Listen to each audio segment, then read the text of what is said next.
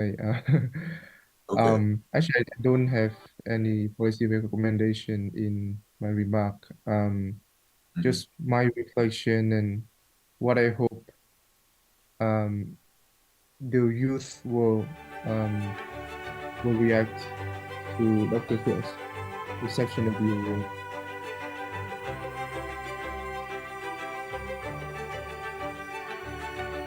Do you have any comments on my remarks as to how they come across? How do they No, sound? I think it's very clear, and it's Okay. nice that you both have personal experiences with Yeah. the work that Dr. Phil did. So I think it's great, and I did also share a point um with your remark, and I will mention you in my remark Okay. as well. Good. Well, thank you. I probably should mention you too, only I thought, well, this will look too much like a love fest, you know, tight group here. Um, but again, it looks like we're getting ready here.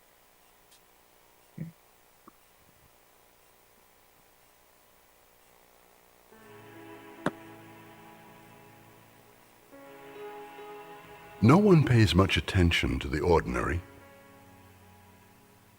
until they restore democracy,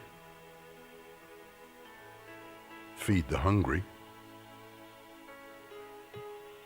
save the seas, or protect the dignity of a people. For how can one see greatness in the unassuming, the soft-spoken, the frail, or the humble, if it's measured by the usual yardstick of success? The man whose name now bears Asia's most prestigious award seemed ordinary by all means, except that even as a mechanic, he already had the sense to improve the lives of his fellow men. What is it about ordinary men and women who turn their back on a comfortable life so they can clean up oceans and light up villages? How can they know that what they fight for will make governments sit up and listen? What moves these ordinary people to do extraordinary things? It's called greatness of spirit. It is celebrated every 31st of August by the Ramon Magsaysay Award Foundation as a fitting homage to the legacy of the Philippine president who was once called Man of the Masses. He believed that the little man is entitled to a little bit more of everything, and that no one's dignity should ever be compromised. Today, over 300 ordinary men and women have displayed the same conviction and courage to transform society, and thus have been honored with the Ramon Magsaysay Award. For protecting fundamental human rights, for encouraging the poor to become asset creators, or for just playing music that colors the mind. And while the award can boost ordinary men and women to celebrity, many of the winners use it to enable them to work much harder for the communities they serve, because they know that the award is not about them, but about the solutions they make. That's how ordinary men and women become extraordinary.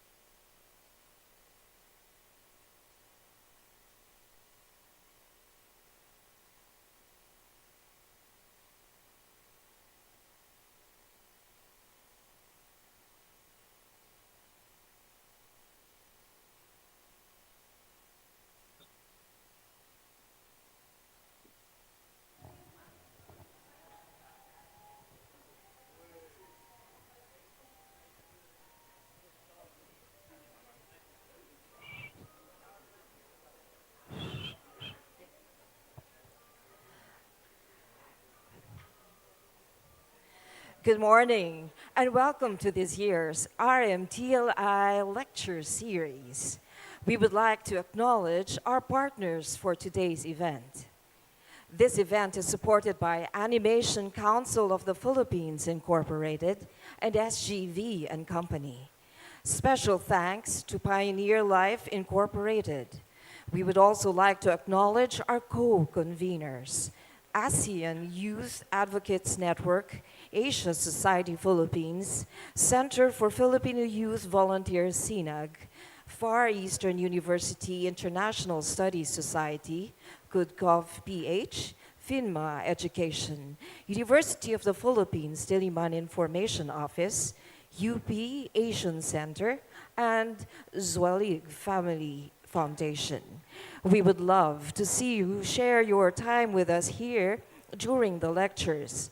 Please tag us on social media at Magsaysay Award with hashtag Ramon Magsaysay Award and hashtag RMTLI Lecture Series. Our program will begin in a few minutes.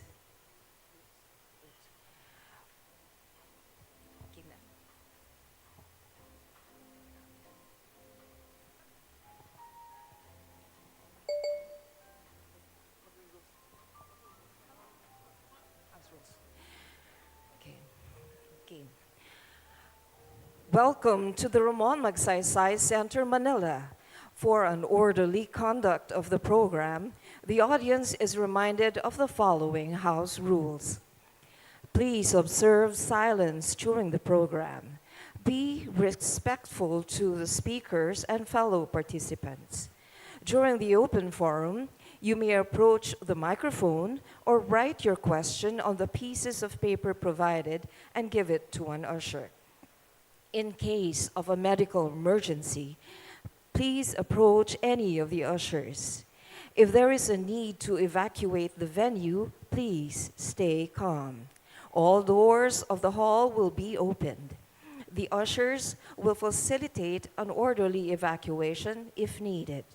The exit doors are on the left side of the hall. Those who are on stage and from rows 1 to 10 will use the door near the stage, while those from row 11 onwards will use the door near the back of the hall.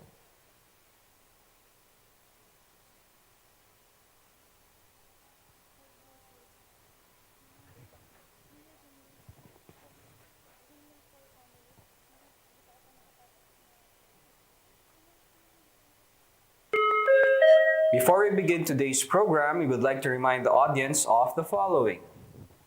The video and audio functions of our audience will be disabled during the lecture. For questions, clarifications, and/or comments, we encourage everyone to use the Q&A tab and the chat room in the Zoom webinar or the comment section in Facebook or YouTube. We will try to address as many relevant questions and comments during the session. Please be respectful in the chat room, Q&A tab, and comment section.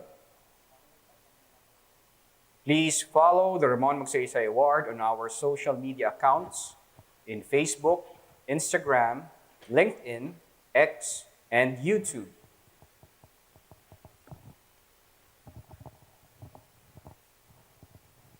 For more information on the Ramon Magsaysay Award and this year's laureates, please visit our website at www.rmaward.asia. Thank you for joining us today. We will begin the program in a few minutes.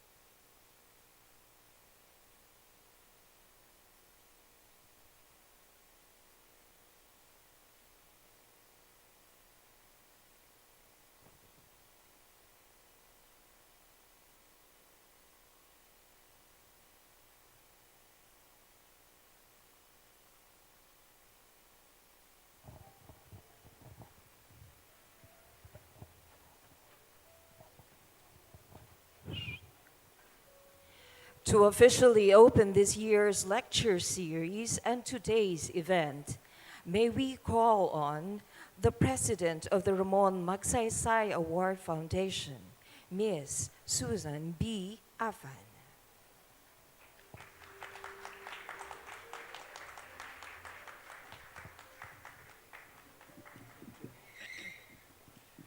Good morning, everyone, and welcome to the 66th Ramon Magsaysay Transformative Leadership Institute Lecture Series. Over the next 2 days, we will be gathering to recognize the 2024 Ramon Magsaysay awardees and their incredible work. Before we formally begin, I would like to acknowledge the presence of the following people who made time to join us this morning. His Excellency Lai Tai Bin, Ambassador of the Socialist Republic of Vietnam to the Republic of the Philippines. Thank you, sir. Michael Keller, Political Counselor from the Embassy of the United States of America to the Philippines. Silvestre Sly Barameda, Jr., Executive Director of the National Resilience Council. Edgardo Castro, Co-Founding Trustee and Vice President of Global Peace Foundation, Philippines. Stephen Muncy, 2021 Ramon Magsaysay Awardee, who works in Southeast Asia. I would also like to acknowledge those joining us via Zoom. So although we have a full house here at the Ramon Magsaysay Center, we are also joined by thousands of our other friends and supporters online this morning, starting with His Excellency Imtiaz Ahmad Kazi, Ambassador of the Embassy of Pakistan in the Philippines, Her Excellency Bartina, Ambassador of the Embassy of South Africa in the Philippines, Ms. Aller Grubbs, Mission Director of USAID Vietnam. Representatives of the Philippine Embassy in Hanoi are also joining us on Zoom. Friends of Dr. Phuong joining us from overseas, including Ms. Do Mai Can, Director of the International Relations Department of VAVA, Vietnam. Mr. Thomas Bo Pedersen, Senior Vice President of Asia, Mascot International. Mr. Victorino Manalo, Chairman of the National Commission of Culture and Arts. Ms. Rebecca Tañada, Executive Director of Gaston Z. Ortigas Peace Institute. Ms. Kim Enares Jacinto Enares, Trustee of the ABS Foundation and a friend of the Magsaysay Foundation. Dr. Josephine Robredo Bundok, President and Chair of the Physicians for Peace Philippines, among so many other of our friends and supporters. Thank you so much for joining us online. You see, hi Steve Muncy is here with us as well, who, as I said, is 2021 Ramon Magsaysay Awardee. Steve, welcome.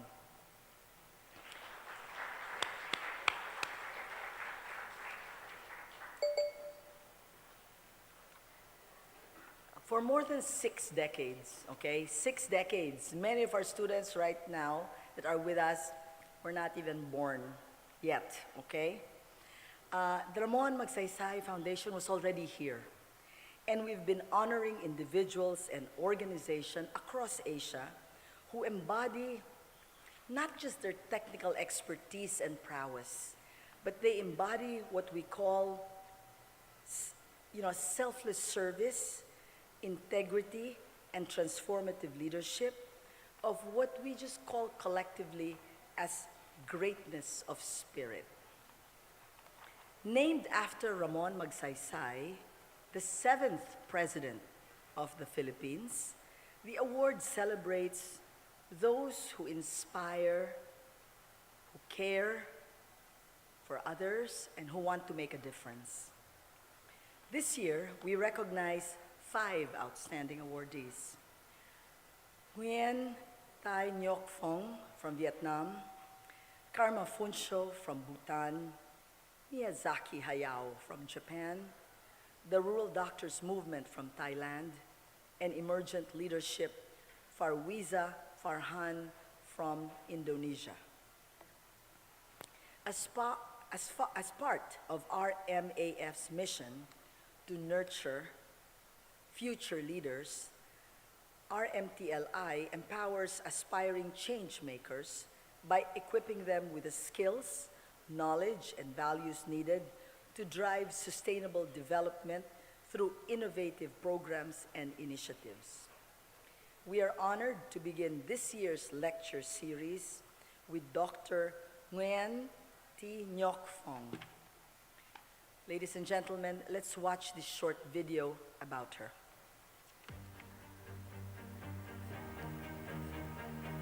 Dr. Nguyen Phuong is a born healer.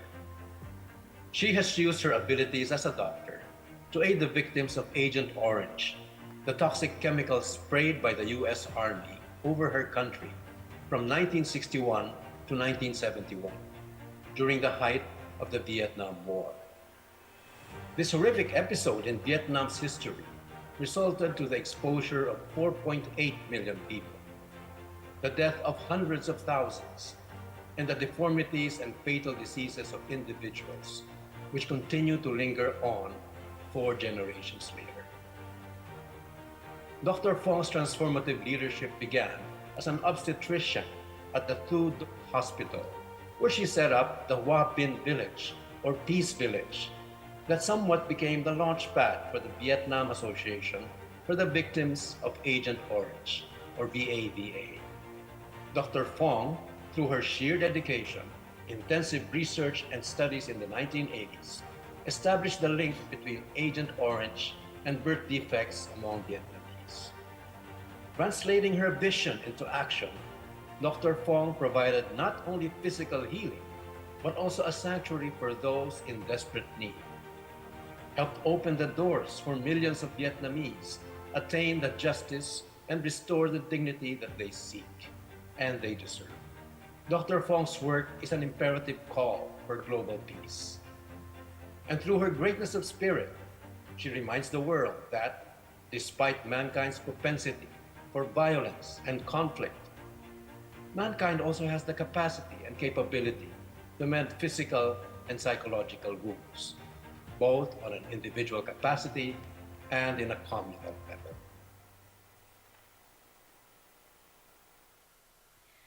Dr. Phuong's journey teaches us that even in adversity, we can choose empathy and understanding.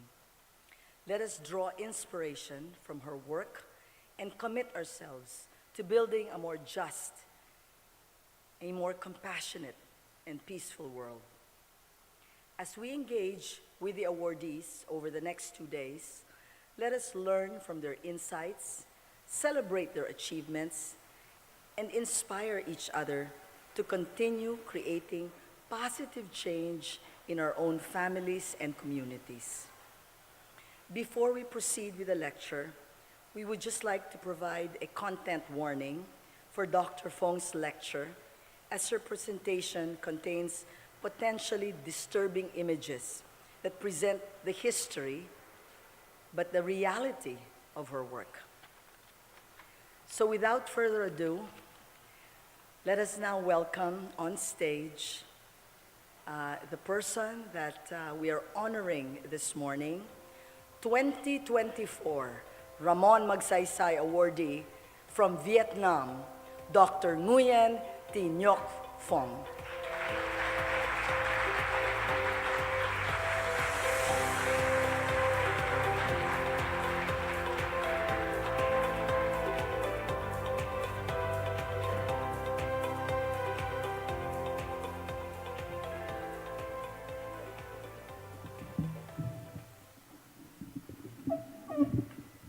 Yes, Laura, I need to read more. Thank you. Thank you.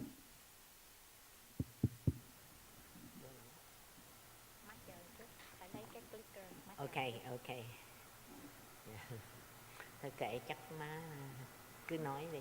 Không, con phải có cái đồ bấm Ừ, slide. ừ, Yeah. dạ.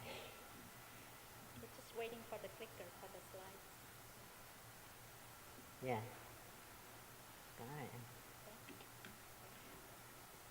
Dear Madam President, Honor Magsaysay Award trustees, distinguished guests, esteemed colleagues and friends, In 1965, yeah, while serving as an intern at the Medical University of Saigon, now Ho Chi Minh City, I encountered a profoundly disturbing event during a night shift.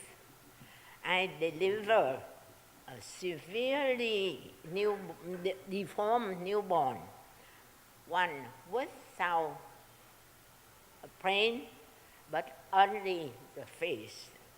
The sight was horrifying, and when the mother saw her child, her eyes widened in shock before she collapsed, screaming and crying, "Trời ơi, tôi sinh ra con khỉ." Oh God, I gave birth to a monkey. For days, she rolled around her hospital bed, weeping incessantly. The entire family was devastated, believing their perceived immorality has resulted in this monster. As for me, I was halted for days, unable to eat or sleep. This was not an isolated case. I witnessed similar incidents frequently, with a noticeable increase in specific congenital anomalies. I began preserving the deceased newborn with birth defects in formalin jars, hoping to research the cause. Why? And find ways to alleviate my patient's suffering. After 1975, many American Vietnam veterans visited Thuy Hospital, the largest hospital in southern Vietnam that specialized in obstetric gynecology, and asked me about the birth defects and cancers related to toxic chemicals spread over the southern part of Vietnam during wartime. I then began looking for documents written on the spraying of toxic chemicals and found a report about this subject published by the U.S. National Academy of Sciences Institute of Medicine in 1974.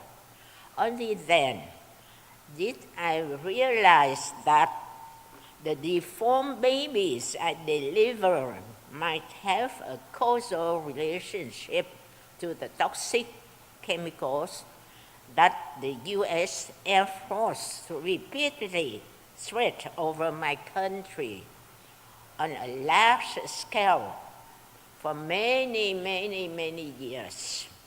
Operation Strange Hand was the U.S. Air Force mission that carried out our tactical herbicide spraying in southern Vietnam. It is estimated that over a 10-year period, the U.S. military sprayed more than 19 million gallons of herbicides in southern Vietnam, of which at least 11 million gallons of Agent Orange, making it the most widely used herbicide in the war. Spraying of Agent Orange, which is contaminated with dioxin, occurred over inland forests at the junction of the borders of Cambodia, Laos, and South Vietnam, inland triangle north and northwest of Saigon, mangrove forests on the southernmost peninsula of Vietnam, and mangrove forests along major shipping channel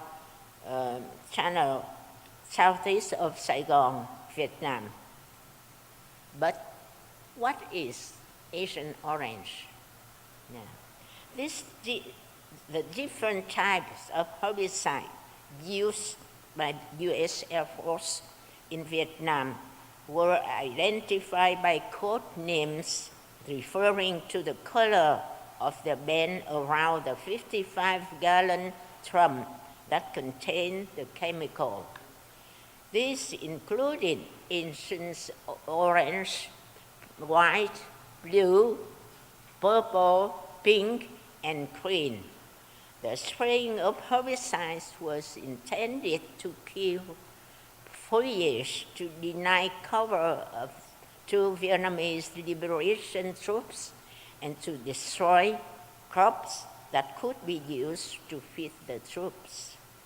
However, the main victims were civilians in villages who were repeatedly contaminated when they ate crops and drank groundwater that had been sprayed.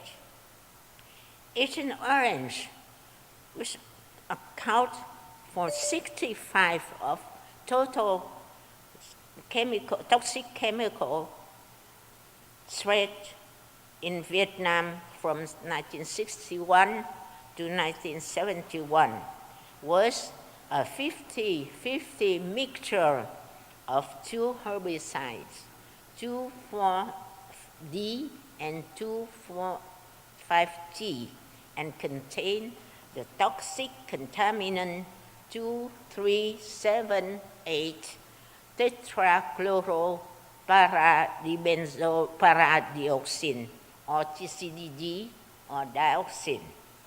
Here are the molecular structure of 2,4-D and 2,4,5-T. It is important to note that Agent Orange and dioxin are not the same. So, what is dioxin? Dioxin, specifically TCDD, is an unwanted and unavoidable byproduct of the manufacturing process of 2,4,5-T herbicide. Is the molecular structure of TCDD. Yeah. There are many types of dioxin, and all of them are toxic. When examining their molecular structure, dioxin with chlorine atoms at position 2, 3, 7, and 8 of the carbon ring are the toxic variants, the most toxic. Dioxins are dangerous environmental pollutants due to their chemical stability and ability to be absorbed by fat tissue. Dioxin have a half-life of 7 to 11 years in human body. In the environment, they accumulate in the food chain. Dioxin enter the body through the skin contact, inhalation, and ingestion of contaminated food or water. Once enter the body, they bind to the arene hydrocarbon receptor, triggering a change in gene expression and enzyme induction, which in turn disrupt the normal cell function and causes various toxic effects. The World Health Organization convened a meeting in Geneva, Switzerland in May 1998, attended by experts from many countries to discuss health risks associated with TCDD and re-evaluate the tolerable daily intake guidelines by applying the concept of toxic equivalency. The new tolerable daily intake guidelines was established in the range of 1 to 4 picograms GEQs per kilograms of body weight per day. What does that mean? The World Health Organization is telling us that someone weighing 50 kilograms, just 50 to 200 picograms of dioxin per day is the limit. That is 1 billion times smaller than a grain of salt, or a tiny drop of water in a full Olympic-sized swimming pool. A joint study by the Vietnamese and American scientists was published in the American Journal of Public Health in 1995. They tested over 3,200 people for dioxin and found very high level in the human body, reaching up to 1,832 ppt or parts per trillion in milk lipid in 1970, and up to 103 parts per trillion in adipose tissue in 1980s, and to 33 parts per trillion in blood samples from the early 1990s. In contrast, samples from the northern Vietnam, where Agent Orange was not used, had much lower levels at or below 2.9 ppt. When considering the harmful effects of a chemical agent, we must look at the full pictures, its properties, the quantity used, and the duration of exposure. In the case of my homeland, southern Vietnam, these factors combine to create a truly devastating situation. More than 3 million of my people were mercilessly doused with million upon million of liters of herbicides that contain the most sinister poison known in human history, 2378 tetrachlorobenzopyridine. This wasn't just any toxin. It was the most potent, the most toxic of all dioxin. And this wasn't just a brief encounter either, but a prolonged assault over 10 years long, agonizing years. The harm inflicted on my people and the destruction wrought upon the environment were truly staggering and horrifying beyond what anyone can comprehend. No word can truly capture the depth of this tragedy. The scars left behind are not just on our land, but etched into the very fabric of our society, our families, and our bodies. It is a legacy of pain that stretches far beyond than those 10 horrible years and can continue to affect us deeply, reminding us of the long-term, long-lasting impact of this war. To delve deeper, my colleagues and I surveyed areas threatened with toxic chemicals during the war Bến Tre, Cà Mau, and Cần Giờ between 1982-1989, comparing reproductive abnormalities with those in Ho Chi Minh City Ward number 10, District number 1. Our finding, published in the Chemosphere in 1989, show abnormal pregnancy were nearly 4 times higher in exposed area. Further study by international research teams from France, Germany, Japan, and the United States have since confirmed the causal link between Agent Orange dioxin exposure and reproductive abnormalities. At the 1983 International Conference with scientists from 22 countries, the Subcommittee on Human Effects concluded that 5 times of birth effects were strikingly common in Vietnam, but rarely or non-existent elsewhere, even in Southeast Asia.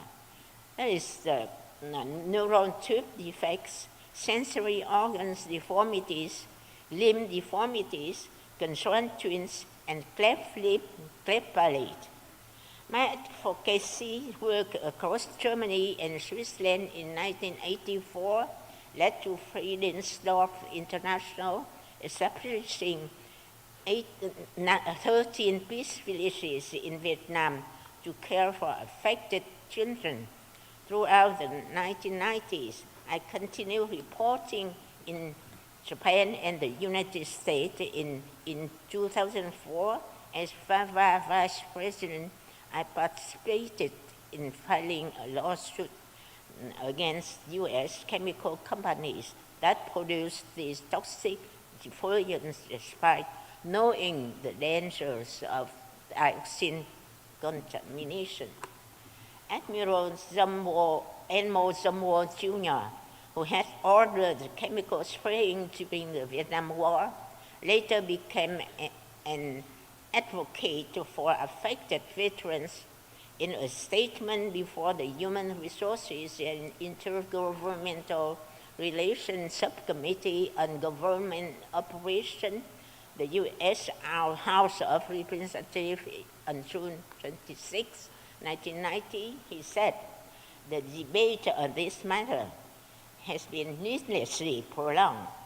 The right decision, indeed, the only morally acceptable decision for members of this committee and their colleagues in Congress to make is to acknowledge that Agent Orange is responsible for a wide range of diseases, illnesses, and birth defects for which Vietnam veterans should be rightfully compensated. I wish he extend his acknowledgement further, encompassing all the victims in Vietnam and everywhere in the world who continue to suffer the consequences of this chemical warfare. They too deserve to be rightfully compensated. Through NGO connection, I spoke about Agent Orange dioxin at major American universities across Washington, D.C., California, Boston, Massachusetts, and New York. And in 2007, I attended the American Public Health Association conference, where its 14,000 members, all prominent American epidemiologists, unanimously passed Policy 20075 on November 6.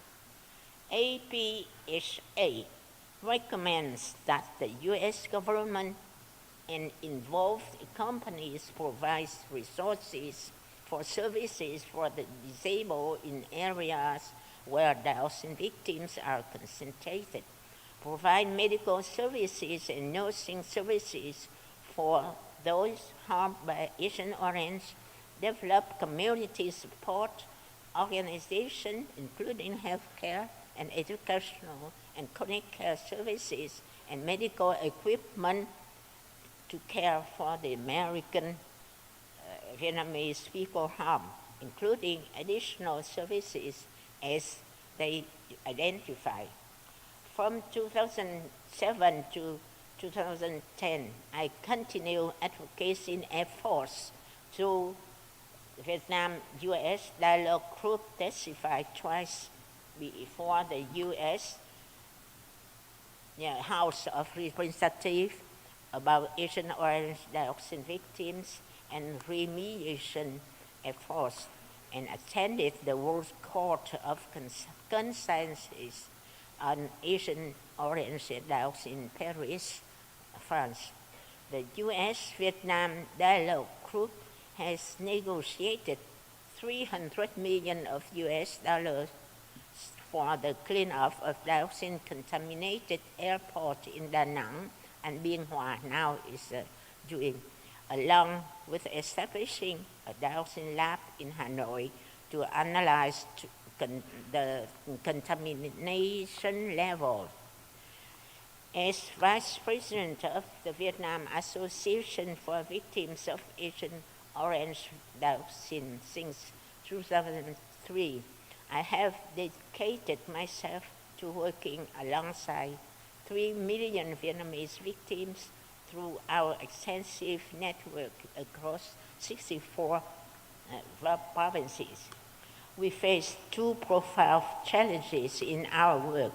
First, we needed to help our victims survive and thrive during Vietnam's most difficult economic years when poverty touched every corner of the country. Second, we had to confront a deeply painful cultural belief, one that cruelly blamed families of children born with disability, seeing their condition as punishment for passing. Through VAVA, we've worked tirelessly to transform these challenges, implementing income-generating projects, coordinating government aid, providing housing assistance, and creating educational opportunities. As an organization led by victims themselves, we've fought to change society's perception while persistently advocating for justice and compensation from the responsible parties, all in our unwavering mission to restore dignity and improve the lives of our Agent Orange victims. Today, as I stand before you, I carry with me the stories of millions of Agent Orange dioxin victims, their pain, their resilience, and their unwavering hope for justice and healing. This story reminds us that war's legacy extends far beyond the last bullet fight or the final treaty site. They challenge us to confront the long-term consequences of conflict and to work tirelessly for a peace that truly heals. As you sit here today, or perhaps watch this lecture from somewhere across the globe, I wonder if you can feel it, that stirring in your heart, that call to action for the victims of Agent Orange dioxin is a call to transcend borders, languages, and time itself. To those of you who feel this call, I extend an invitation not just to read, but to act upon it. It's good to study, but go beyond the reports and articles. TCDD dioxin is the most toxic and the most studied chemical. So yes, there is a lot of data available, but I implore you, don't get lost in the numbers and the statistics. The victims of Agent Orange dioxin and their families are not just figures on a page. They are real people, real lives, each with their own struggles and stories. I hope the coal in your heart grows strong enough to propel you to action. I hope you will speak up for those whose voices have been silenced. And I hope you will reach out, bring peace and comfort to those whose ability to help themselves has been stripped away. To the brilliant young minds of today, I look to you with hope and expectation. Your world is one of incredible technological marvels, from the little smartphones in your pocket to the AI system guiding planes through the skies. Soon, a journey to the moon may be as commonplace as a cross-country flight. But I challenge you to dream bigger. Use your talents not just to advance technology, but to heal our wounded world. Develop innovation that don't just benefit a select few, but uplift all of humanity. You have the power to transform the scars of the past into hope for the future.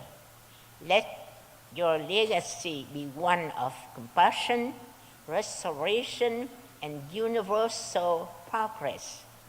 In your hands lies the potential to make this work not just technologically advanced, but truly better.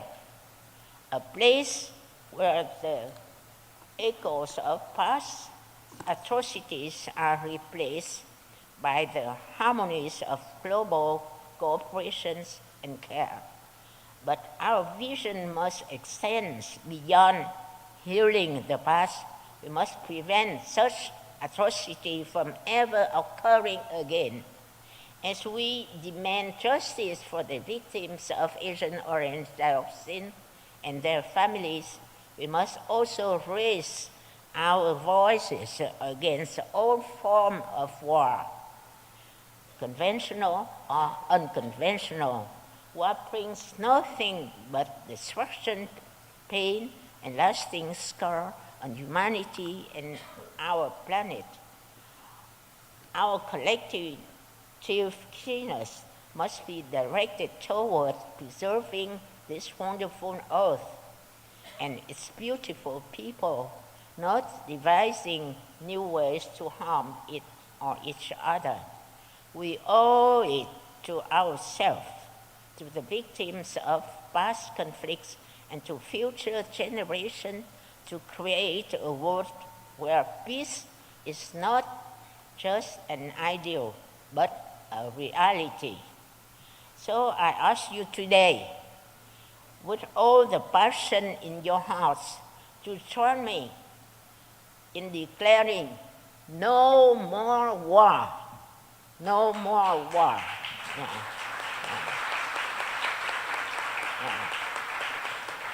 Let this be a commitment, not just words, a commitment to stop war everywhere, to build lasting peace, to create a world where our children and grandchildren will never know the horrors we've witnessed.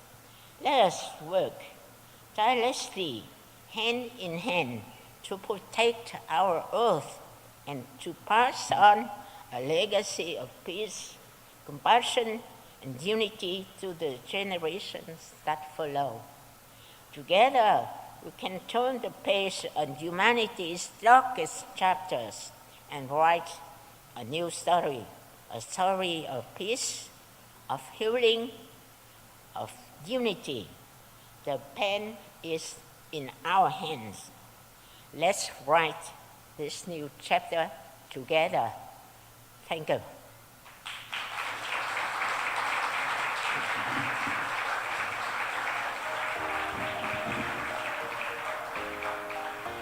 Yes.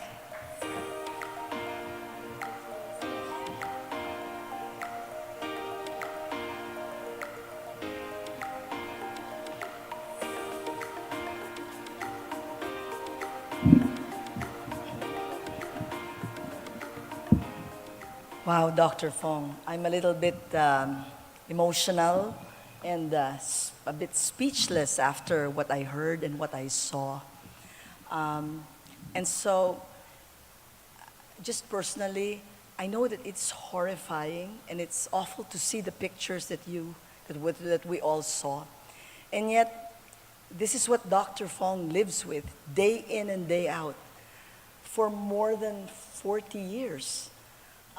These are the children that she embraces, that takes care of every single day. These are the children that she thinks of. And we truly just applaud you.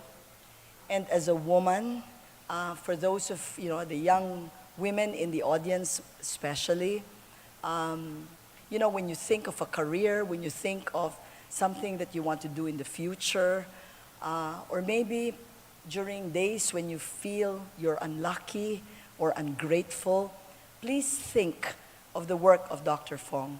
At first, we weren't sure whether we would show you these kinds of pictures, but sometimes it's those kinds of shocking pictures that remind you about the realities of life, and at the same time, how great your lives are in comparison to some of the other children that are born, are innocent, they were innocent victims of war, and it's just horrible. But in speaking to Dr. Phuong and her daughter and her family last night and her friends, you know what some of the children feel? They just feel that they were unlucky. They were just unlucky. And many of them continue to smile, to go to school. Some have even gotten married and have had children that were born normal. And so it is really with profound thanks and gratitude to you, Dr. Phuong, that we bring you to Manila. But know that on behalf of the Board of Trustees and the Magsaysay community, we are with you in your fight for justice, for peace, and for whatever we can do to help you continue to take care of those children that you have taken under your care. So thank you. Thank you for inspiring us.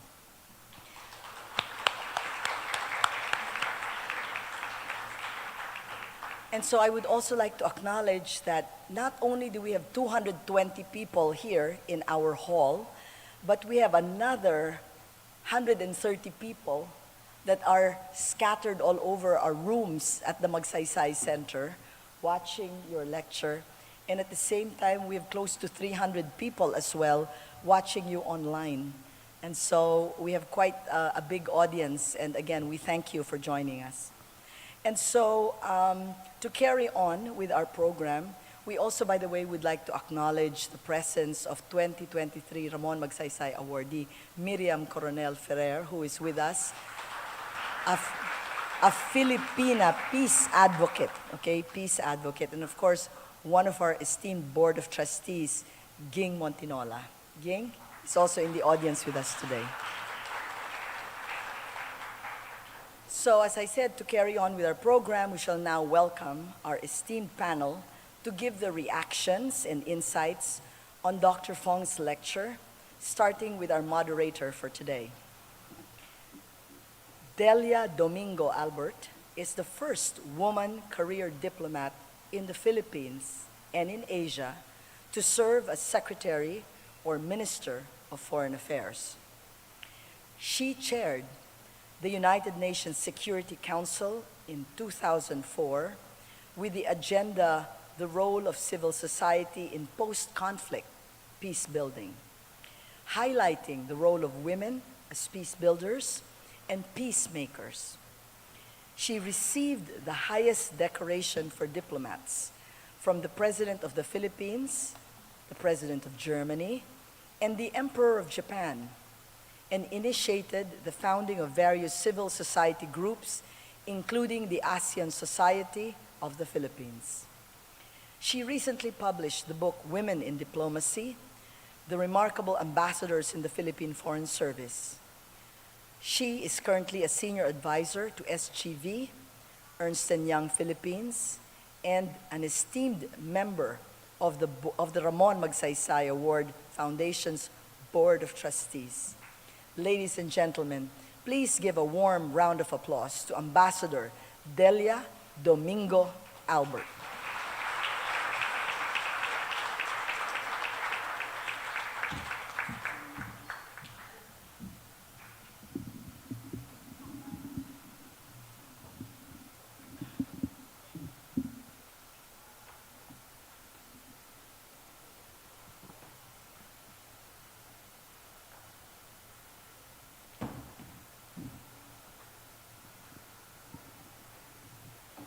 Can we pause a minute and think of the message of Dr. Phuong?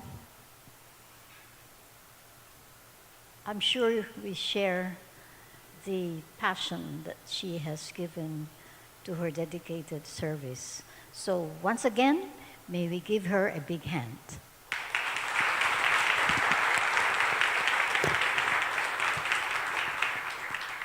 Thank you, President Susan, for your kind introduction and a pleasant good morning to everyone. I'm delighted and certainly honored to be the moderator for Dr. Phuong. And can I say come on?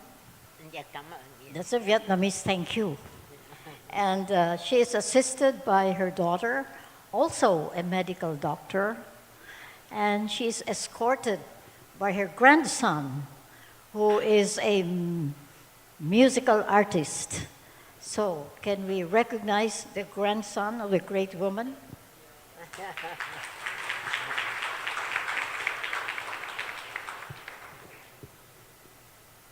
I am sure you were all moved by the presentation of Dr. Phuong.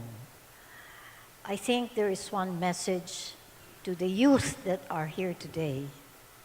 You will be, or are, or should be, the agents of peace, not Agent Orange. And I think her strong message of no more war is so relevant today as we witness areas of conflict all over the world.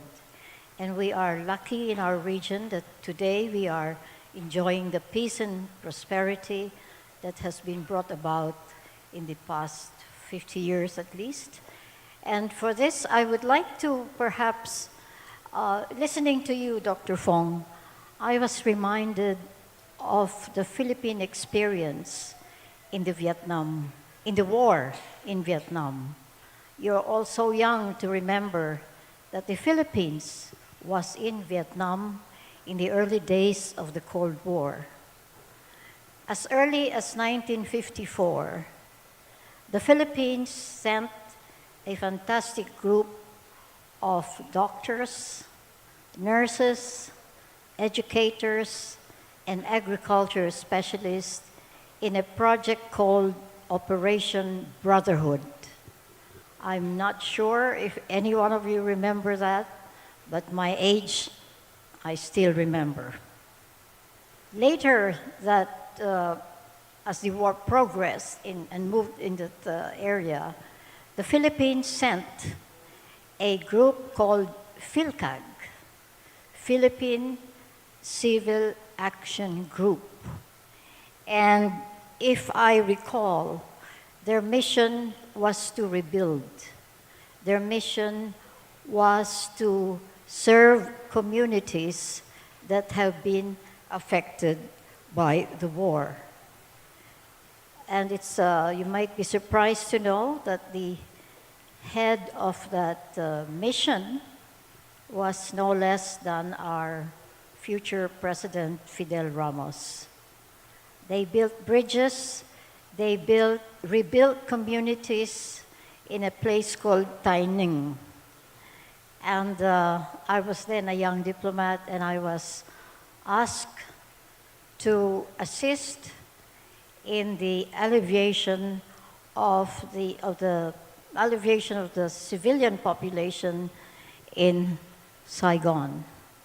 The Red Cross of the Philippines responded very, very well and coordinated a second Operation Brotherhood called Operation Pakikisama. I led that delegation. It was my first diplomatic mission. And we brought a plane load of medical supplies and several doctors and additional nurses to Saigon to help in the war that was ongoing. I was young, I was fearless, but I went. And in my visit to turn over the plane load of Red Cross donations to the Red Cross of Vietnam, it was also my task to repatriate Filipino workers who were in Vietnam without a working visa.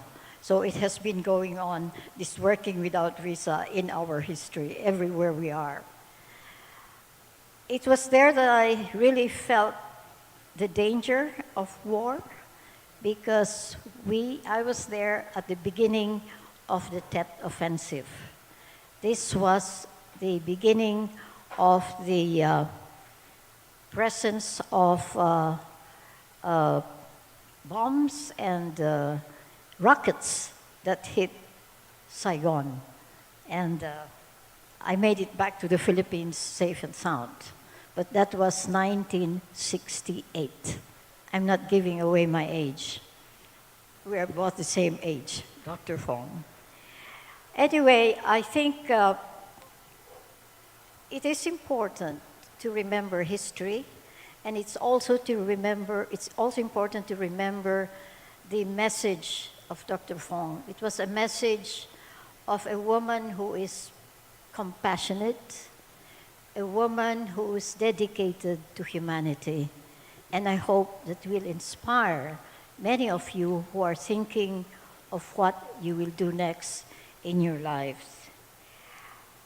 I would like at this point to introduce to you the the first reactor to this session. She is one of our own Philippine awardees of the Magsaysay Award, and she has been introduced to you by President Susan. But nonetheless, I think it would be good for me to reintroduce to you Miriam Coronel Ferrer, who has transformed peace negotiations in the Philippines.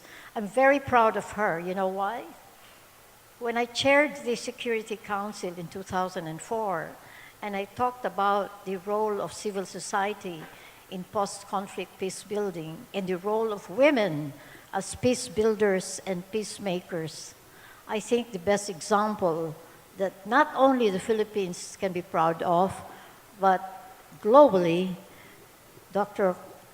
Miriam Coronel is globally known for her efforts in leading the negotiations to end the conflict in our own Mindanao that resulted in the peace agreement in Mindanao.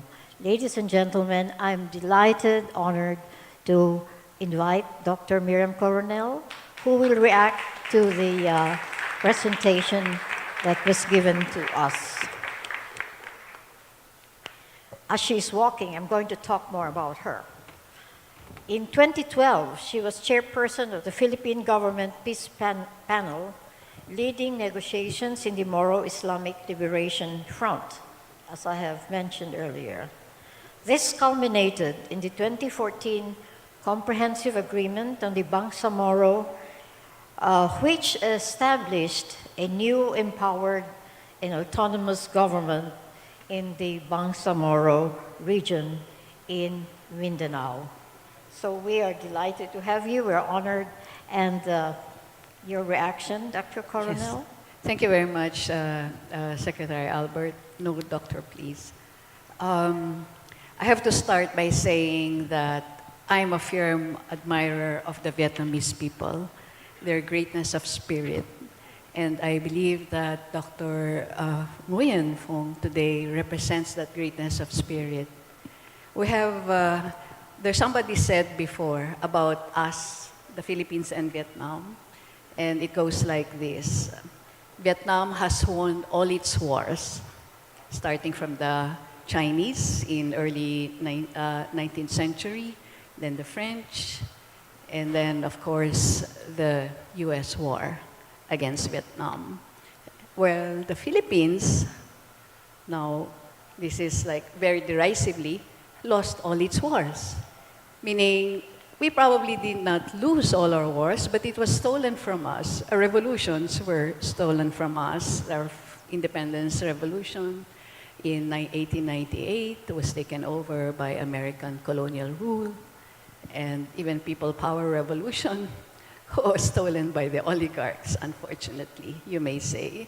So, yes, and I've been to Vietnam several times, and I saw that kind of resiliency in your people, how bravely they withstood the war and rebuilt the country, and how industrious they all are in really catching up with the challenges of today's world. I think we really need to understand the gravity of what has happened here. Over a period of 9 years, from sometime in 61 to 72, the spraying missions that Dr. Nguyen talked about was under Operation Ranch Hand, which is what Americans called it.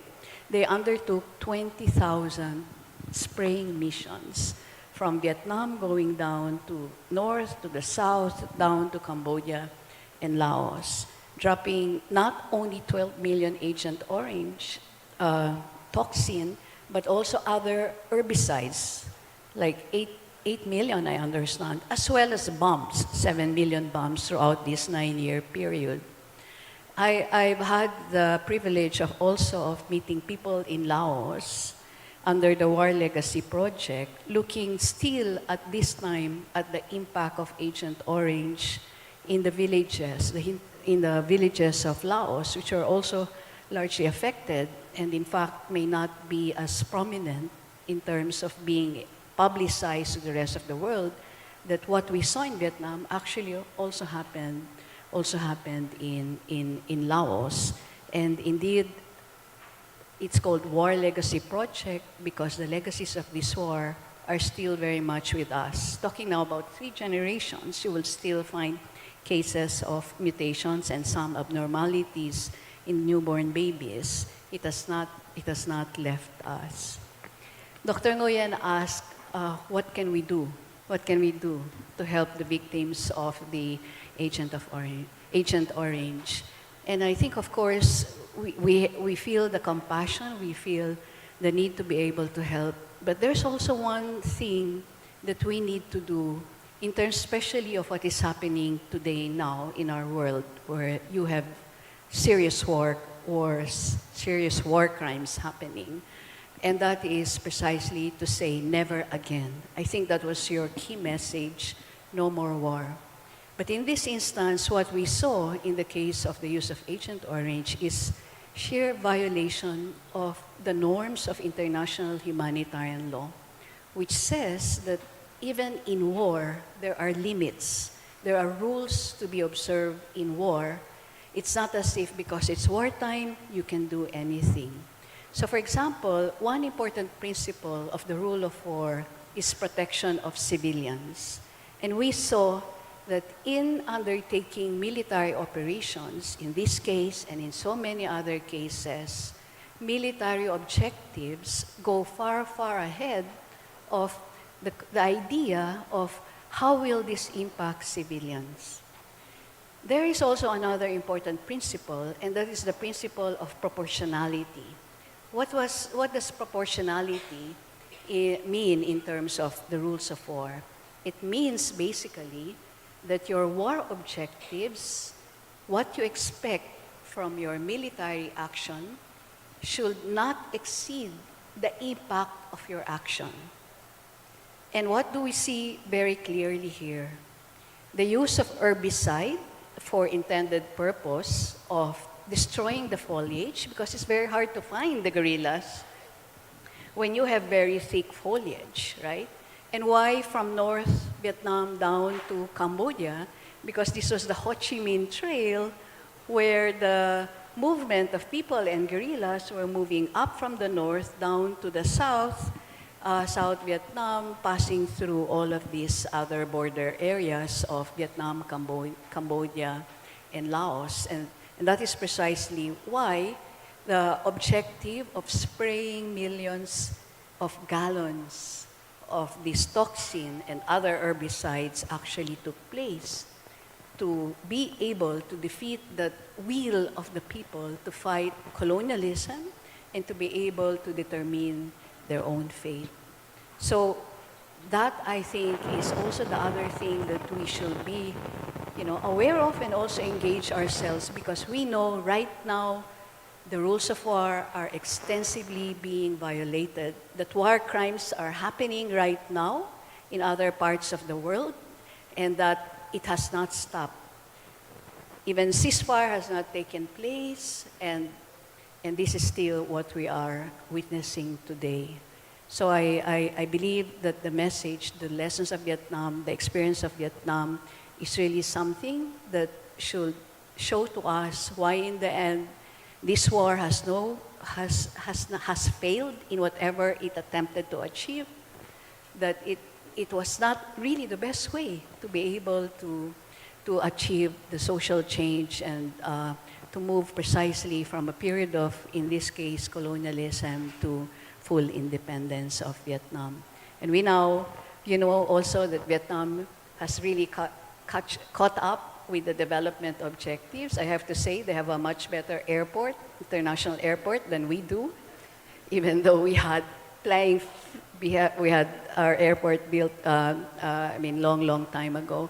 And really, and of course, the friendship between the U.S. and America has been restored, but there are still so many things in terms of reparation, in terms of really having full accountability for what has happened in the past. These are all still wanting up to today. And we have a role in making people aware of this, the impact, as well as the kinds of changes that we still need to see in the world. Thank you very much.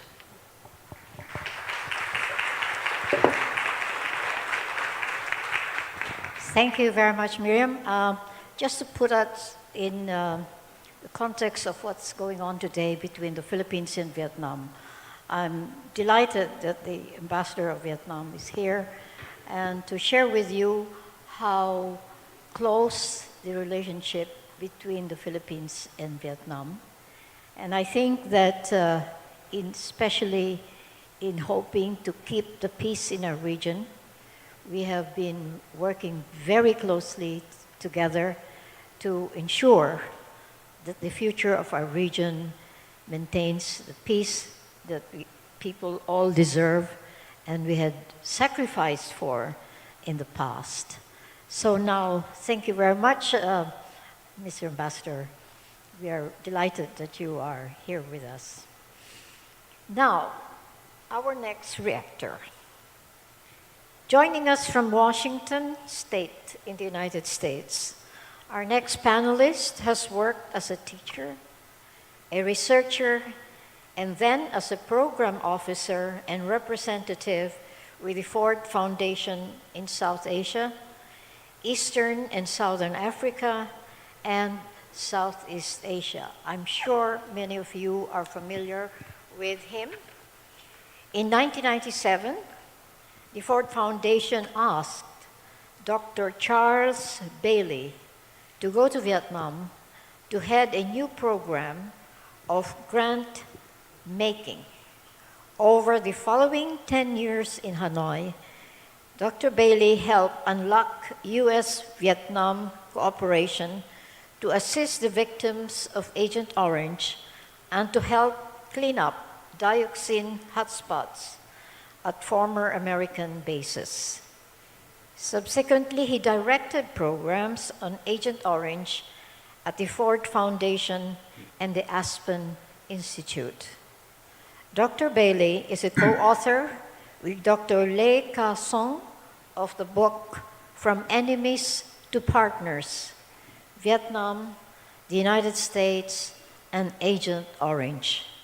He lives in Washington on an island called Lumni and is currently a member of the War Legacies Working Group at the Stimson Center in Washington, D.C., Let's welcome Dr. Charles Bailey from Washington.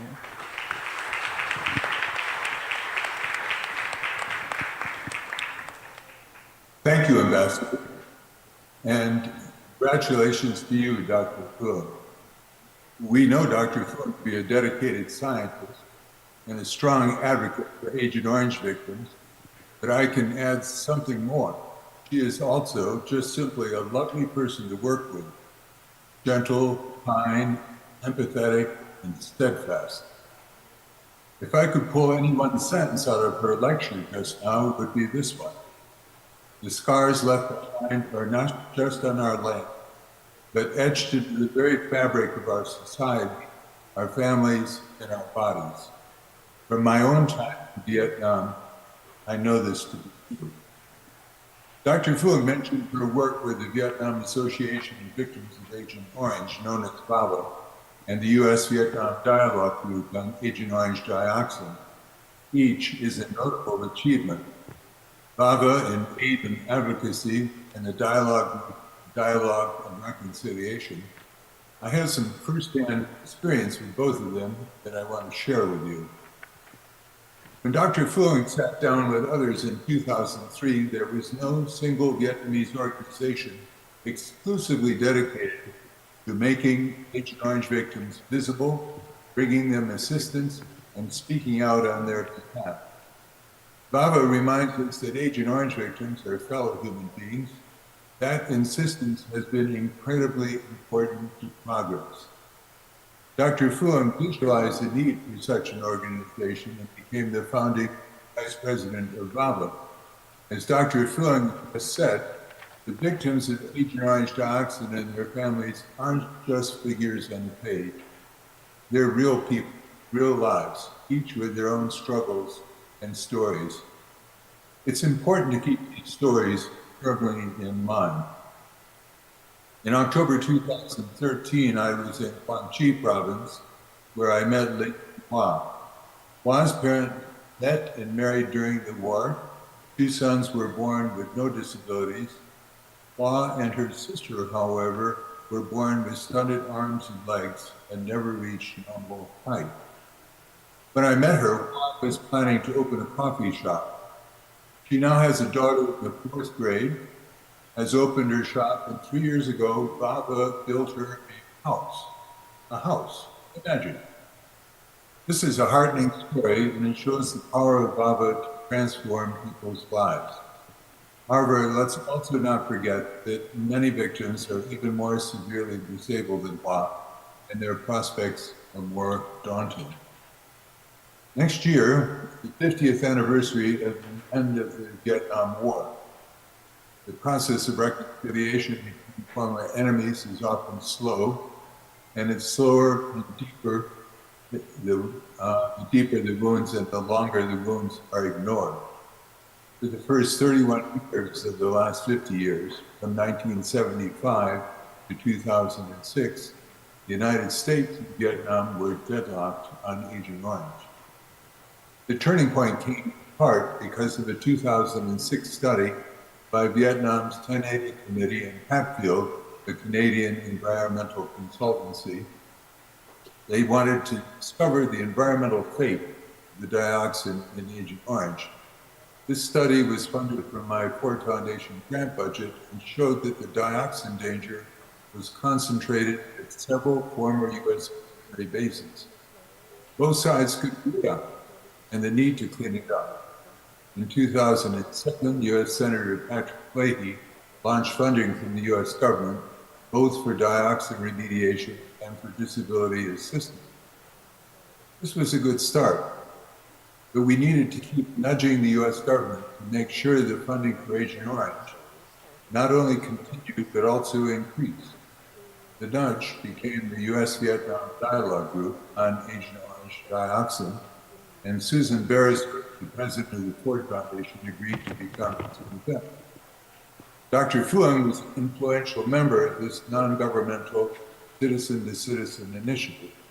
She brought her usual expertise and drive to the dialogue group, which produced a roadmap to reconciliation It was a plan of action on Agent Orange, dioxin. The plan projected $300 million from the US government in 2010, 2020 for disability assistance and dioxin cleanup. The dialogue group used the plan over this 10 years as a constant reminder, checklist, and a guide to urge governments ahead. U.S. assistance for Agent Orange to Vietnam since 2007 has now reached well over $500 million. Is it enough? No, it's a start. Does it need to continue? Definitely. There's much more to do. Thank you.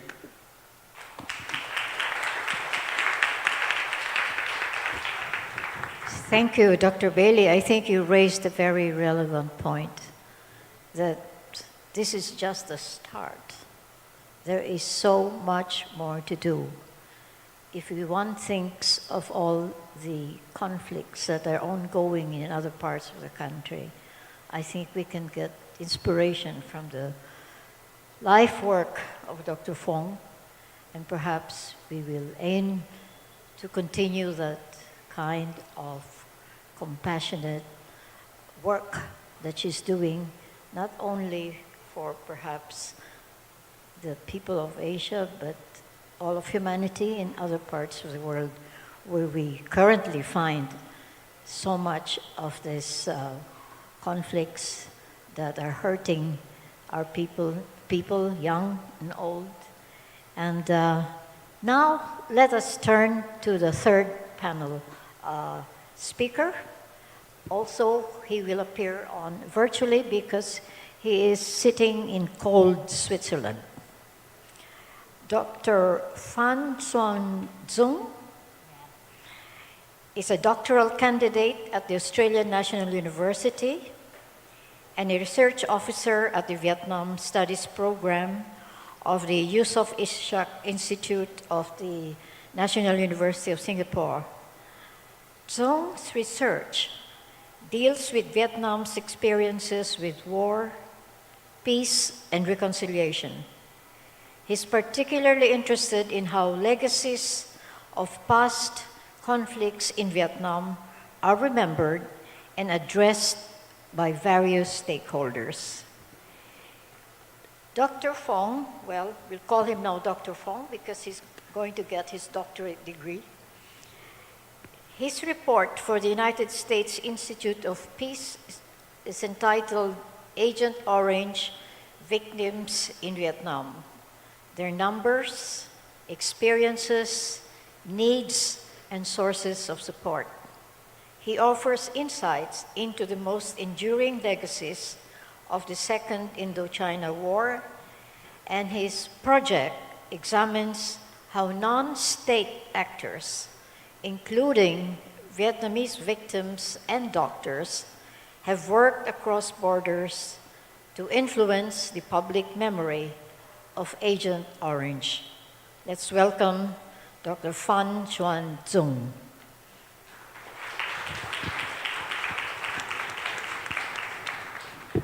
Thank you so much, Ambassador Albert. And I'm not a doctor yet, I'm just a doctoral candidate. But thank you so much for that introduction.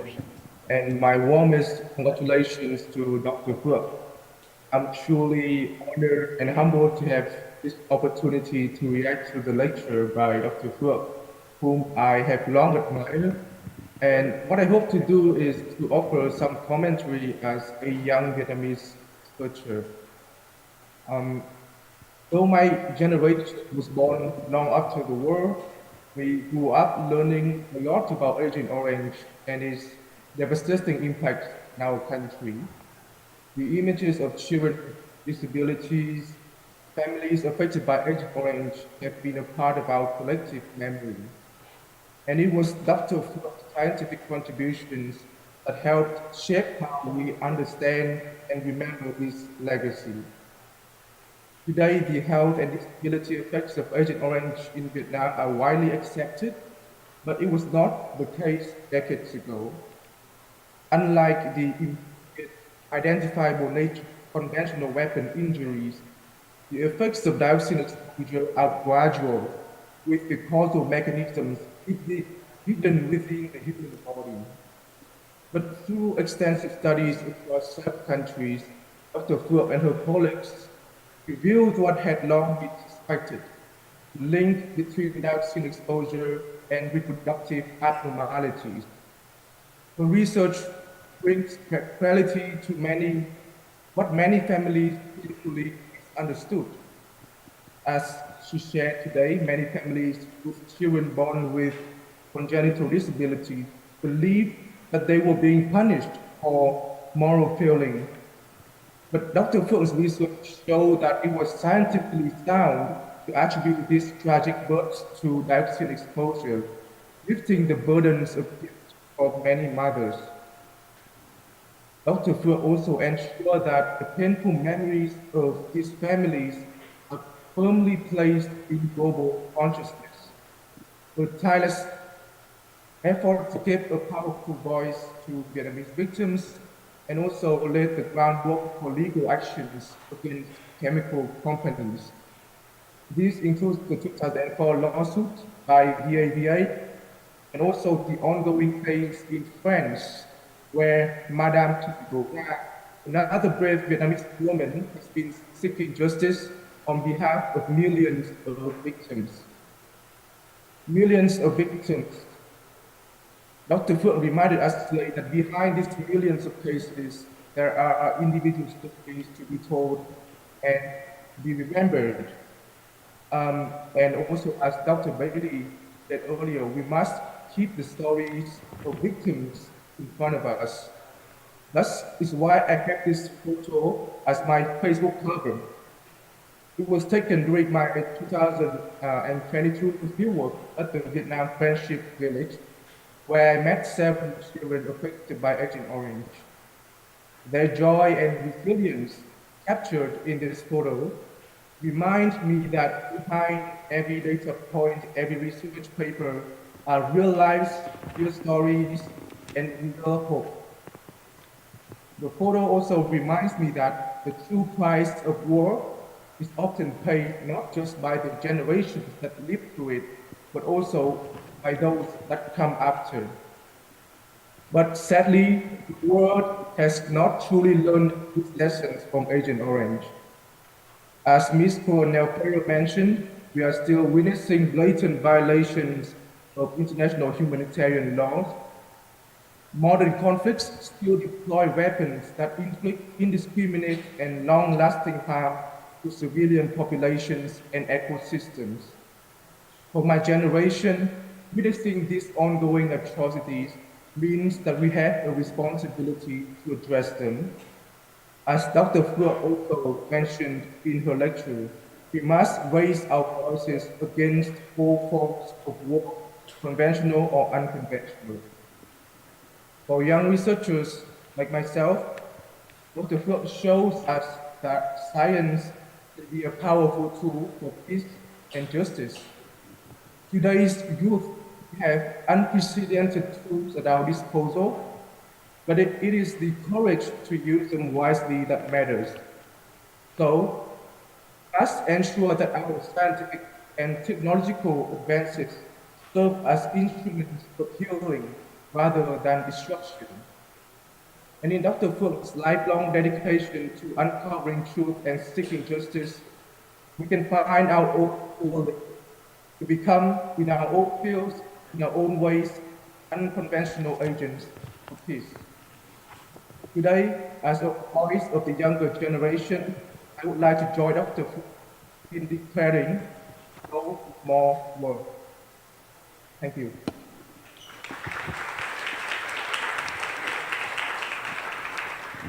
Thank you, Dr. Phuong. We already promoted you. So we are now going to the next part of this session today, which is the question and answer period. We would like to open the floor to questions from, first of all, from our audience who are here, and to be followed by some of the questions that have come in via YouTube and Facebook and Zoom. You may come to the microphone. I think there is a microphone that is ready for the anyone who would like to raise a question. I'm delighted to hear Dr. Zong address his message to the young people who are here today. So, Hi. can you please identify yourself, your organization, and so we know about you? Hi, I'm Yana Saavedra and I'm from USD. And so my question is, what role does the memory and legacy of the war play in shaping the national identity of Vietnam today? I think that's for you, Dr. Phuong. Yeah. Can you please repeat slowly so we can translate? What role does the memory and legacy of the war play in shaping the national identity of Vietnam today?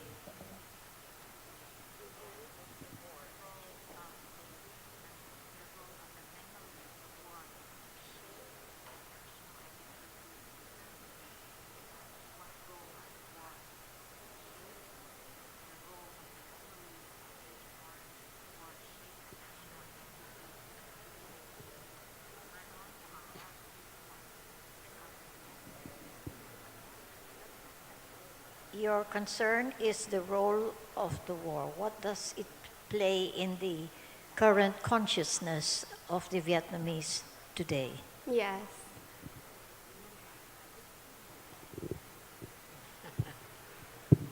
Thank you for your question, because I have hearing problem, so that I cannot hear clearly your question.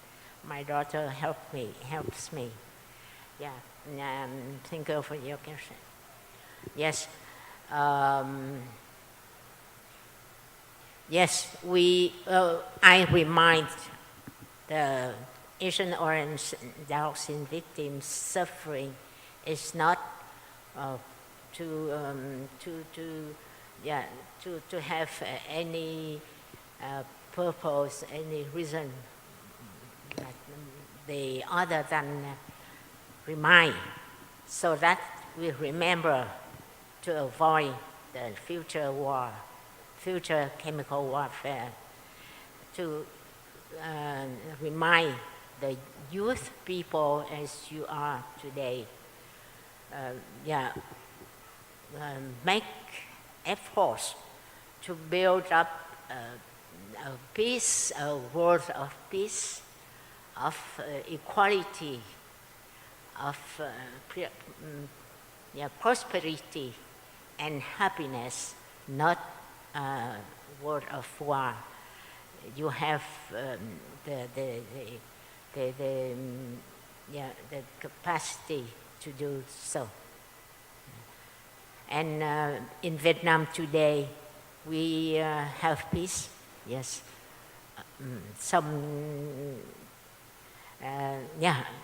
More or less we have peace, yeah. And we are making progresses to build up the economy quite well, yeah. And but the victims still need help. But today I come here to raise the awareness of the people here, of the audience, about the Asian Orange and dioxin victims, not only to ask for support, but for supporting, but I would like to make clear to the youth people, especially, that the war, does nothing, but only the war has makes the world very worse than now, destroy our earth, our human beings, and our country. culture, the civilization. Yeah. That's why many things that the war does nothing good for us. Thank you, Dr. Phuong. I think she reiterated exactly what her message was at the end of her lecture. It's no more war. This is what happens when people forget, when people fail to remember the consequences of war, and reiterates the message of peace, and that perhaps more than that, to avoid by all means, a repetition of what has happened in Vietnam. Thank you, Dr. Phuong. I think there's a very similar question. Is there anyone else from the audience who would like to ask, please? Hi, good afternoon po. I am Jane from FEU International Studies. So I have a question specifically for Dr. Phuong. So how does your experience with patients who suffered from the effects of Agent Orange altered or rather inspired your advocacy as a doctor?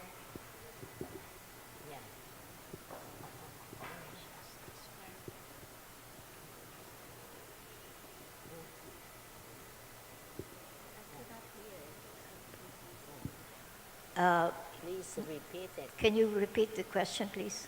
How does your experience with patients who suffered from the effects of Agent Orange inspired your advocacy or perspective as a doctor?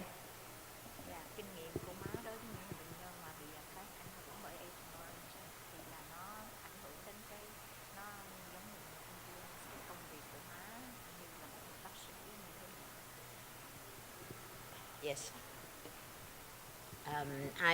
I have been director of a biggest hospital in the south of Vietnam, the Thu Duc Hospital, specialized in obstetric gynecology.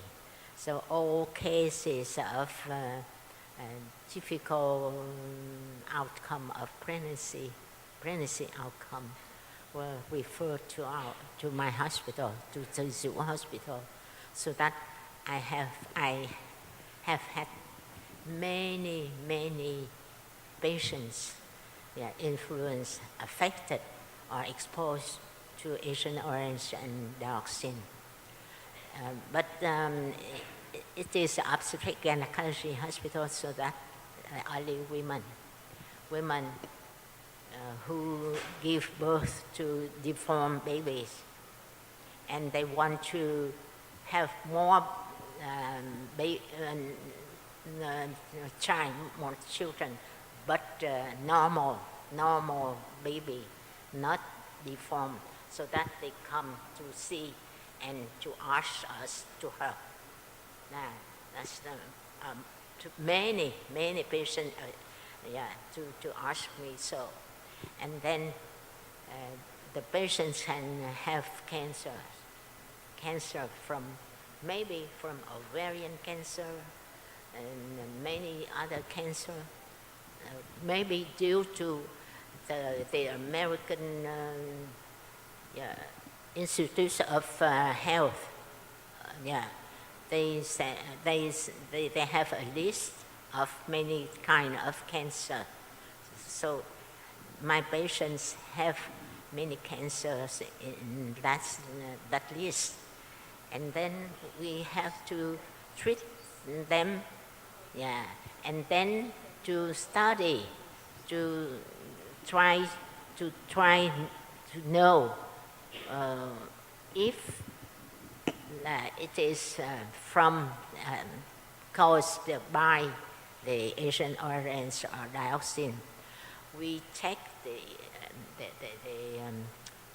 adipose tissue or blood to send to Europe, to send to the US for analysis of dioxin in their body, And yeah, if they have cancer, they have high level than normal of dioxin in their adipose tissue or in their blood, so that we recognize that, oh, it is a long-term consequence of Agent Orange and dioxin, you know. So because my patients, maybe exposed to, might be exposed in the past, so that I have to take care of them. They maybe not directly exposed to directly by spraying, but maybe they are children or grandchildren of the directly exposed people during wartime. Thank you. Thank you so much. Remember that Dr. Phuong is a gynecologist and she delivers babies. And that's why she has been moved so much by what she saw in terms of the deliveries that she attended to during the war in Vietnam and even after. And I think what's important that she said is that while the patient today may not have been affected directly, the mothers or grandmothers may have been affected, and so it is carried on to the present day victims of this chemical. Especially by breast milk. And, especially by breast milk. And it's interesting that it's carried on, transferred through the breast milk that comes from the mother or grandmother that has been affected by the dioxin or the herbicide that contaminated them during the war. So I think that's quite clear that she has been continuously been challenged by this. It was not just during the war in Vietnam, but to the present day experiences that she is exposed to in the hospital as a gynecologist. And I would like to tell you one more thing. Yeah, our studies show that during wartime in 1970s, the breast milk in the spread area had up to 1,832 parts per trillion per kilograms, per milliliter of breast milk. And you know, a newborn baby weighs about 5 kilos. And according to the WHO, only 1 to 4 ppt, 1 to 4 ppt only per kilograms per day. So that the newborn babies should have ingest only 12, up to 12 ppt a day. But as they were breastfed, because during the wartime, the families are very poor. They cannot buy formula milk. They were breastfed. And then you see 1 milliliter of breast milk had 1,832 milliliter. A newborn baby should have at least 80, when just born, 1 day after birth, at least 80 milliliters of milk, breast milk. So you see, 1,832 parts per trillion per milliliter, we multiply by 80. So every day the baby is ingested how many parts per trillion of dioxin. If it was your baby, your child, how do you think? Yeah, I asked the members of the Congress in the U.S. that question. They didn't answer me because you see, it's very, very bad. You see, yeah. Instead of 1 to 4, now they have only 3 kilos, but yeah, they have, you see, 81 milliliter multiplied by 1,832 parts per trillion dioxin. Well, no, I cannot. Well, this is, she has just recounted to us what she presented to the U.S. Congress when she was asked to present her case to the United States Congress. And this relates to the next question. It comes from Peter Perfecto, came in by YouTube. And it relates to what your message to Congress. He asks, will America compensate all victims? Has the United States acknowledged or admitted responsibility? Are they assisting in any way? I think that's related to the presentation when she presented the case to the United States Congress.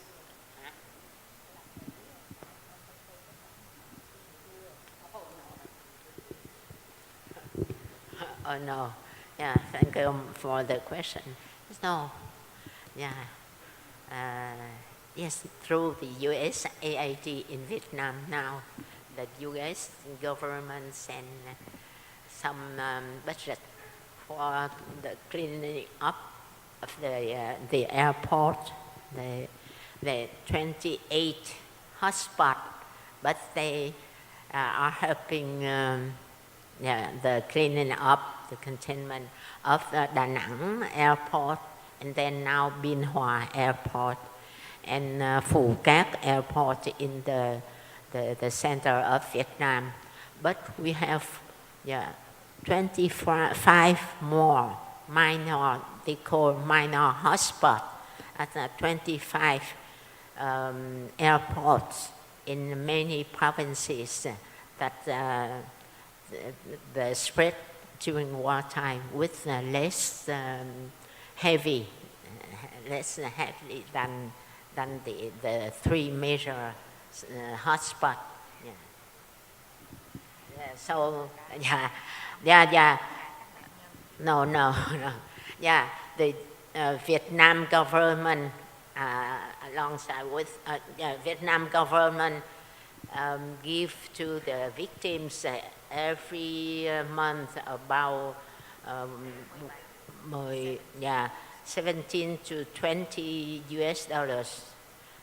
But it takes us the national budget up to 50 billion of Vietnamese dong, 50 billion.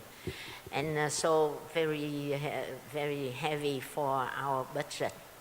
And the VAVA, the Vietnam Association for Victims of Agent Orange, collected some more money to give to the victims. But the U.S. government sent some money through USAID for clean up the airport, especially. But for the victims, only they are saying that they help the disabled children. They deny the victims, they deny the term victims. They told disabled children in general, but we know, we understand that, including victims of, yeah, yeah, yeah. They give money through the humanitarian efforts. You see, through USAID means humanitarian. It's not the compensation. Yes, but they compensate for the veteran. Yeah, luckily the American Vietnam veterans are compensated, not very well, but yeah, it's so. Yeah, so. Yeah, but not Vietnamese. Thank you. There's a question to be addressed to the panelists, Miriam, from the audience. Hello, good morning. I am Athena from UST, and this question is directed to Ms. Coronel Ferreira. And I'd like first to say that I admire the statement that peace is not just attained by the absence of war, but it's with justice as well. So in relation to the previous question, the US has not acknowledged or taken full accountability for their actions, but has given some compensation to some extent. Do you think this is justice or a lapse in attempt for justice? If they do accept responsibility and give restorative justice in the near future or by the following US administrations, do you think this is where justice and accountability ends?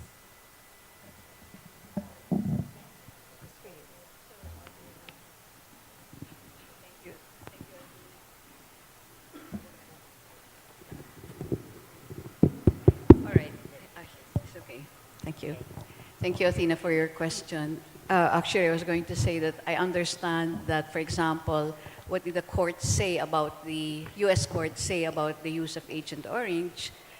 I understand that it was not banned or it was not criticized in the sense of being like a weapon of mass destruction, which it actually was in this case, but because it was primarily produced for herbicide use and not for war. So in itself, it was not banned, although there has been some acknowledgement precisely of the impact. But we can see here that the justice that we seek may not really come fully. We're sort of like running after so many injustices in the world that justice is really, really falling way, way behind. And that is why precisely you still need organizations like one of our panelists, the War Legacy Project, the organization like the VAVA, VAVA, Victims of Agent Orange Association, to still seek for the proper compensation, seek for the proper reparation. And also it is very good, of course, that they are being given the medical assistance that are necessary to cope with this by the Vietnamese government. But even this, as we know, has never been enough. So in this sense, it is very important precisely to prevent wars from happening again so that we don't add up to the list of the so many injustices that's happening in the world because of the way wars are waged or because of wars in itself. And just give us a breathing space from all of these injustices that continue to happen. So it's very hard. It's very hard. But justice can also come in many ways, right? Justice can come precisely in the effort to rebuild society, to get back your normal life, even with the suffering that you have faced, and also to be acknowledged, just basically to be acknowledged as having been a victim of this conflict. But as we know, even the word victim appears to be controversial. Sometimes we use the word survivor instead of victim because we emphasize the fact that they have survived these difficulties and that they are still there precisely to tell us of what has happened during these wars. But maybe Dr. Phuong, Nguyen will have more to say about the word justice.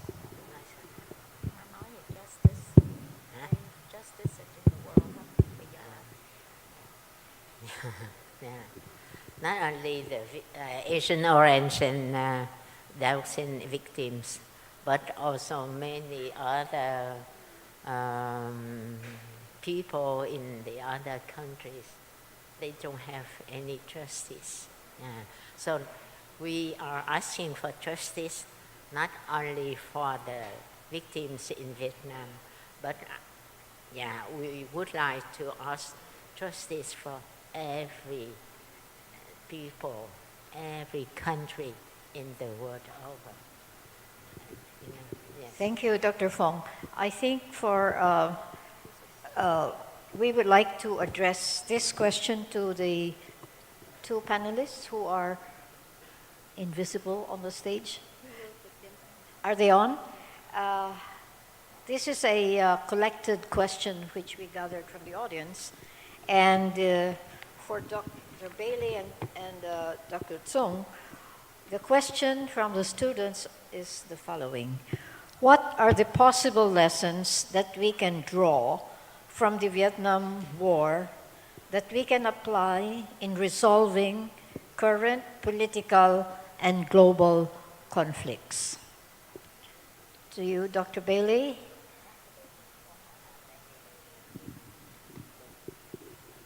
Thank you. That staggering question and a very good one. And I'm sure Dr. Zoom will have things to say on it. I think that there are very few people, if any, in the world who think that there was any good that came out of the conflict in Vietnam. Quite the contrary. We have terrible legacies, and it really illustrates the long shadow of war. That the legacies live on and impact the landscape of the people for decades, if not longer. So I think one lesson is simply to use this terrible example to remind leaders and, in fact, to assert leaders that war doesn't solve problems. And if you are a great leader, you'll find a peaceful way forward. We have the example of a failed solution in the Vietnam War because it used military means totally out of proportion with any possible ends that could be sought and that could be achieved. So thank you for the question. Dr. Tsung? Thank you for that very important question. And I totally agree with Dr. Cha Bailey. Is that the long shadow of war is something that countries have to pay attention to. The legacies of Agent Orange, for example, affected not only Vietnam but also the U.S. U.S. veterans also had to live with the consequences of that, of the use of Agent Orange. And we have others war legacies to remind us. We have unexploded ordnance. We have missing persons in both Vietnam and the U.S. And all these legacies taking us so much time and money that could be spent on development, on other causes. But we have to deal with the legacies of this failure, this failure of the world. So I think it's already a very powerful reminder. Just look at the lessons from Vietnam and from the US. Thank you, Dr. Tsung. May we acknowledge, I'd like to acknowledge some of those who joined us through Zoom, an online presence throughout the session.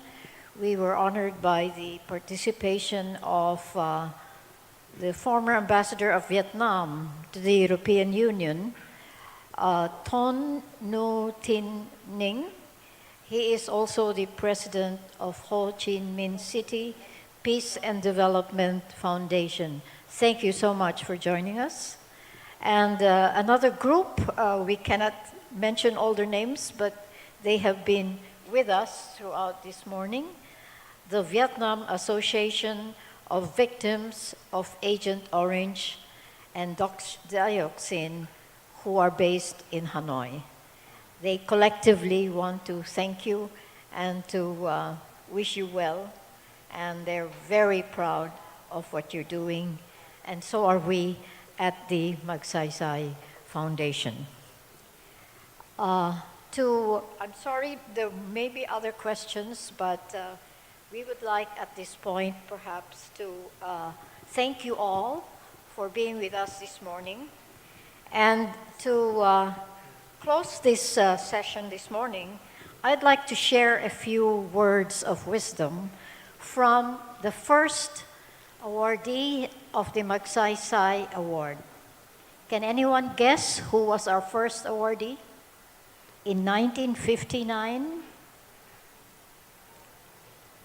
I think we'll give you a prize. Whoever can guess the first Ramon Magsaysay Award Foundation awardee in August of 1959. Oh dear, we have work to do.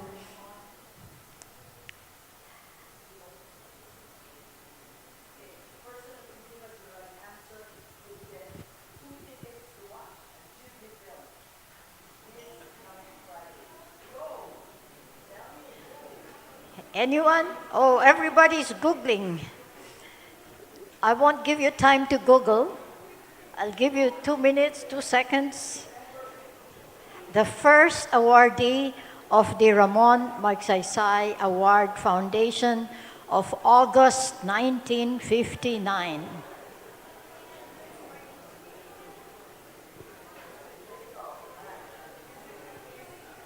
Please approach the mic if you have the answer. Can you please approach the mic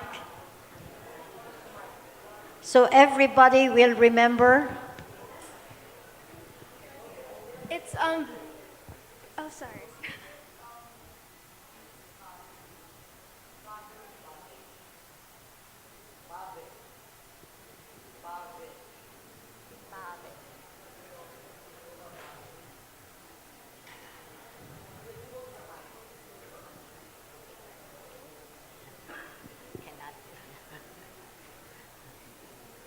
Good morning. I think it's a mix Bave. Bave with B-H-A-V-E. Is it? Is that correct?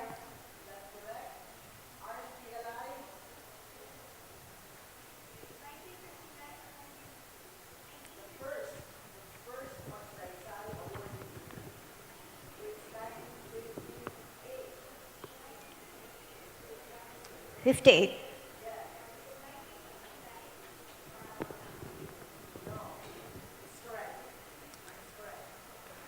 The first was Bave,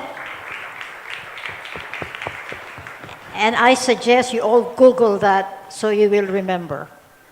I would like to end this session with a quotation from our awardee of 1959, the Dalai Lama, whom we recently visited in his home in Dharamsala, India.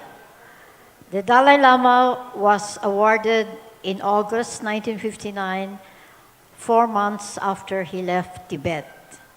And his message to us when we met him a few weeks ago or months ago, he said, "Only through compassion and inner peace can one spread peace in the world. Inner peace leads to a peaceful individual, and then this peaceful individual can build a peaceful family, then a peaceful community, then a peaceful world." That were the words of the Dalai Lama. And his message to the young, as he wrote in his Book of Joy, he said to the young, "Seek to be an oasis of care and concern as you live your life." Oasis of care and concern. That were his words for the young. Thank you so much for attending this first session of the 2024 Magsaysay Award.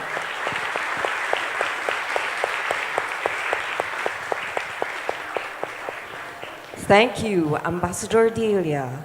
Due to the limitation of time, not all questions could be addressed in this session. However, all written questions will be forwarded to the speaker.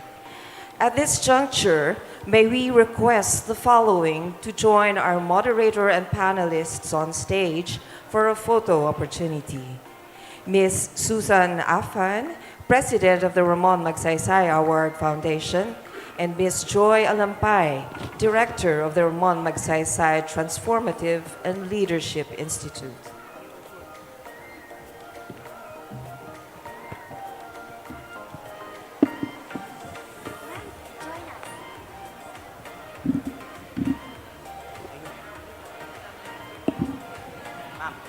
We'd also like to call on stage our Board of Trustees, Ms. Ging Montinola, and the Vietnam Ambassador. Please join us on stage.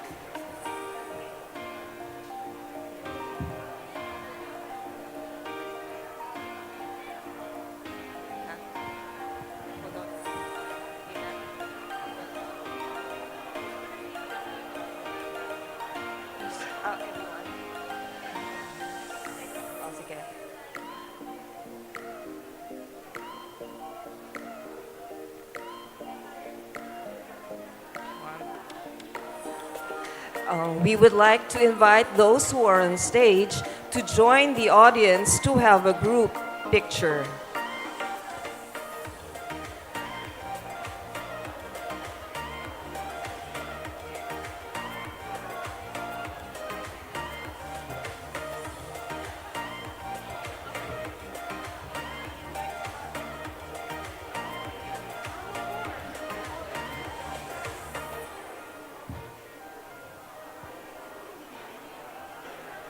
Okay, picture na.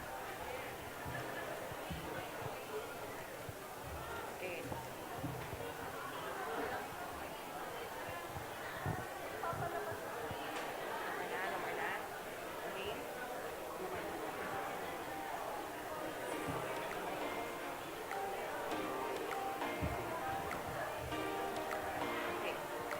All right, thank you once again for joining us in the RMTLI lecture series this morning with Nguyen Phuong, 2024 Ramon Magsaysay Awardee from Vietnam.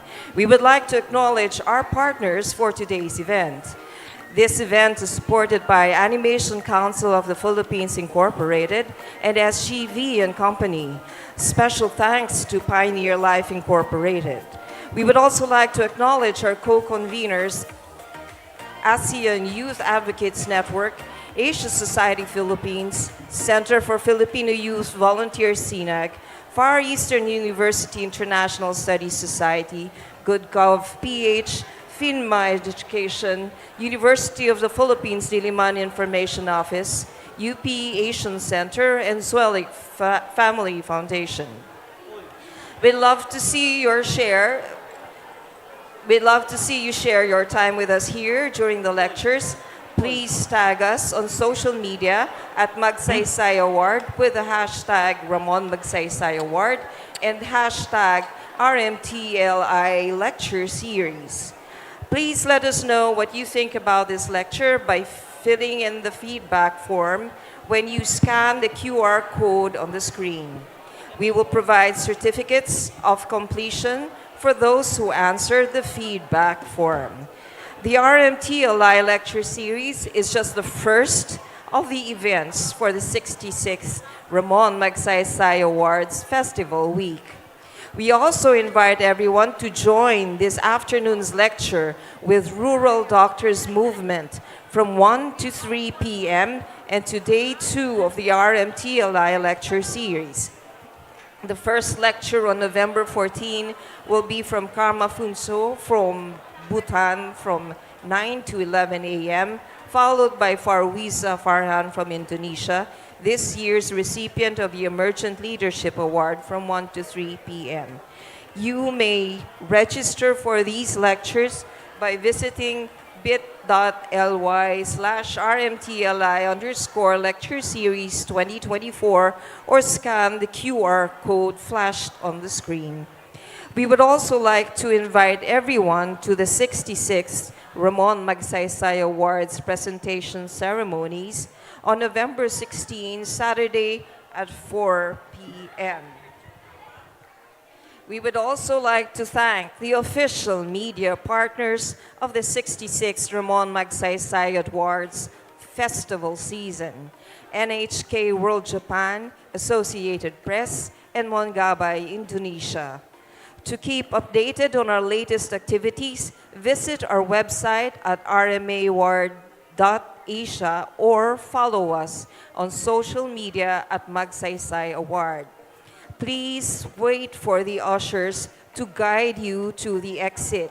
Your packed lunch can be claimed at the food table located outside the hall. Thank you and have a good day.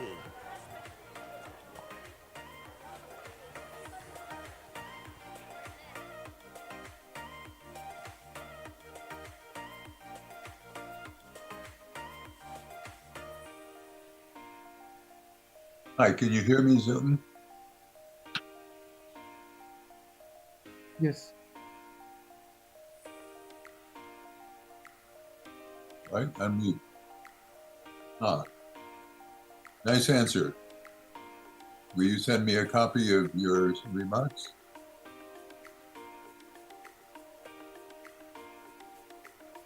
Okay, let me try it again. Can you hear me? I'll do that. Oh, okay, you could hear me. What did you think overall of the proceedings?